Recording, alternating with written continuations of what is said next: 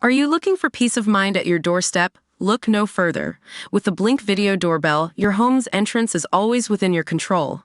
Check out the link in the video description to learn more and get your Blink Video Doorbell on Amazon. Your home is in your hands. Sir Keir Starmer is under mounting pressure to stop tying Ukraine's hands and let Kyiv fire British-supplied missiles deeper into Russian territory.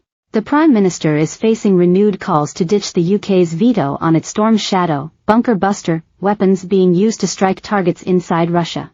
Former Tory Defence Minister Tobias Ellwood urged Sir Keir to realise that unleashing the long-range cruise missiles on legitimate targets could be pivotal in crippling Putin's war effort. Separately, ex-Prime Minister Boris Johnson hit out at the ridiculous restrictions being placed on weapons supplied by the West to beat off Russian aggression. The terms on which the UK supplies the Storm Shadow missiles to Ukraine are not published, but it is understood they are provided on condition that they are used only for defensive purposes. It means that, despite having a range of 186 miles, the weapons can be deployed only on targets inside Ukraine, including Russian-occupied territory, such as Crimea, although defensive targets just across the Russian border are apparently allowed. So-called offensive use deep inside Russia is currently ruled out.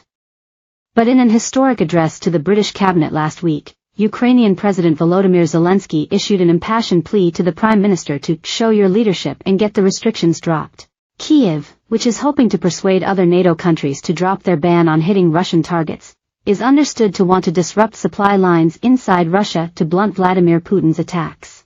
Moscow has warned of retaliation if Western-supplied arms are used in that way. And despite greeting Mr. Zelensky with a hug last week, Sir Keir rebuffed his request, with No 10 later insisting equipment provided by the UK is intended for the defence of Ukraine. Writing in the Daily Mail yesterday, Mr. Johnson said, "Over the past 2 years, we have continually willed the Ukrainians the end, victory, without willing them the means.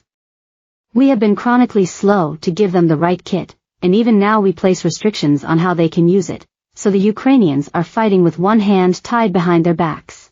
At present, the Russians are using air-launched glide bombs to do significant damage to Ukrainian positions. But the Ukrainians can't fire back because the US won't let them use the ATACMS, Army Tactical Missile System, to get at the Russian airfields, and the UK, I am sorry to say, won't let them use Storm Shadow, our long-range air-launched cruise missiles." Mr. Ellwood also urged a rethink on the use of Storm Shadows, which cost about £2 million each and are launched from specially modified Su-24 strike aircraft.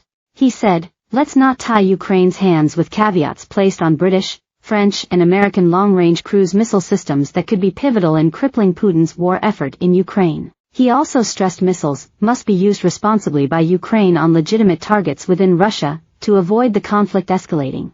Last night, government sources declined to comment on operational detail concerning the missiles. But a spokesman insisted, there has been no change in the UK's position.